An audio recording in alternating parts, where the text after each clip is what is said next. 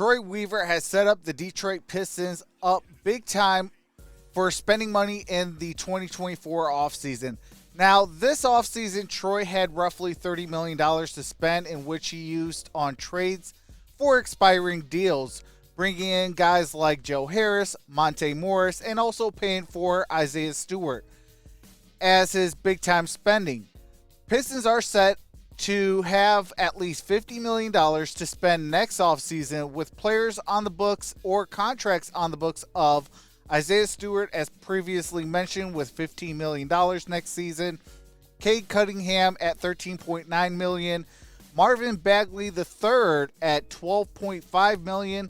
Oscar Thompson at $8.4 million. Jaden Ivey at $8 million.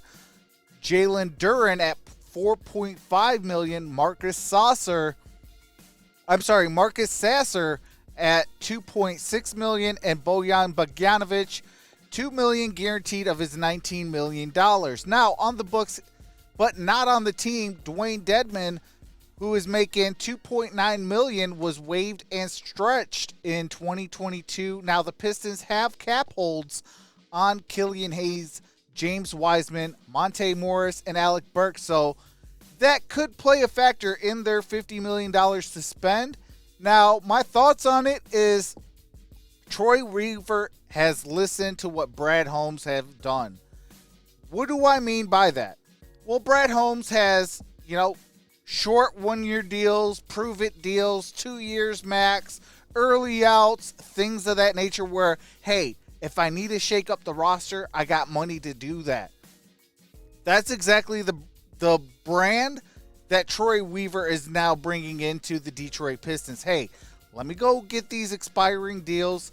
Let my guys that I draft develop the right way and get a lot of these minutes that is needed to develop into the right player for the Detroit Pistons. And now that we have also Monty Williams and the coaching staff that we have hired this offseason, I think development will go a lot better. And as you've seen below, that the Detroit Pistons did sign Xavier Simpson. So I got another video to record, or will be recording before this video comes out. So stay tuned for that. I do have to make that video. But, that's the beautiful part about Troy Weaver here in Detroit. It's not going to be pretty, but what he's going to build is going to be the Detroit Pistons and how we were during our 3 championships. He's focused on defense. He's focused on getting better shooting. He's focused on making players play their position at a high level. As Greg Kelser said during the NBA draft, people are down-talking Killian Hayes like he's some sort of bum, but he's probably one of the best facilitators on this team, even better than Cade, as far as passing the ball, getting players involved, things of that nature. And he's going to play against his best players on opposing defenses. He's going to play against them and guard them. His job is to facilitate and play defense. Anything else is a bonus. And I think that Monty Williams, our head coach, will actually unlock the potential on the offensive side of the basketball. So he's going to be a better player. A guy that had a career year, you cannot call him a bum. I'm sorry if you don't like this comment, but you cannot call him a bum if he had a career year and he's showing promise. And that he brings value as a good defender, guards their best player, able to pass the ball and get players involved. That is what the point guard position is all about. The thing that we get lost in the sauce with is that we see the flashiness. Oh, it's all about scoring points. Oh, it's all about the threes. Oh, it's all about spacing. It's all about this. It's all about that. Yes, a small portion. But basketball is very simple. If a guy can't shoot, he's your passer if he can pass. As long as he can pass that basketball and play good defense, that's your job. Hey, if you can slash to the basket, get a couple layups, draw in double teams. Let me say that for the ones in the background. Draw double teams by slashing, get to the rack. Well, guess what? Boom. Easy dish. Wide open three. Cade. Boom. Wide open three. Marcus Sasser. Boom. Wide open three. Oscar Thompson. Boom. Wide open three. Anybody on this roster. He brings value from so many different ways that people are not looking at that. People just say, oh, he can't shoot. Oh, he can't do this. Oh, he can't do that. Look at what he does do. Killian Hayes gets to the basket, can get the layup, shoot mid-range, shoot threes. Is it at a high level? No, but he's developing. But if you get him down low, attacking that basket, well, now guys are going to have to come in and collapse and double team. Well, guess what? Somebody's going to be open. Well, hey, he got the passing ability like Magic. I'm not calling him Magic, so please calm down on that. I'm not calling Killian Hayes Magic Johnson. No, that's disrespectful. But he has the passing ability like so. He can make the flashy pass. Hey, let's go down this way. Hey, go behind the back. Find the trailer. Find this. Find that. And get the basketball to the shooter. That's what Killian Hayes is most value at.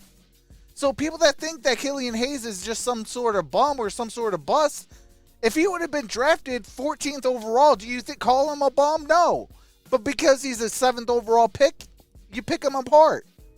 I, on the other hand, I'm not being biased because I got that pick right. No. I'm looking at the value of a basketball player. I played high school basketball. Yeah, way back in the day, I played high school basketball. So, from my experience on the basketball court, I was not the greatest shooter. But guess what? I played heck of a defense. My very first player was Graham Brown, who went on to play for the University of Michigan. I had to go up against him. Now that's 6'8" against 5'11". What did I do? Yeah, I fouled out. But guess what? I earned his respect. Before he went on to the University of Michigan, I earned his respect. Other guys, other teams that I had to play against, yeah, I'm not a shooter, but guess what? I'm going to attack that basket and get my shooters the basketball.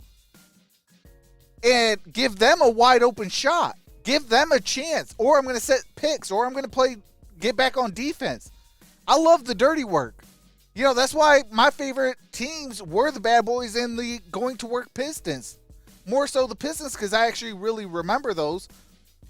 You know, I was only 2 years old and 3 years old when we won with the Bad Boys, the championships.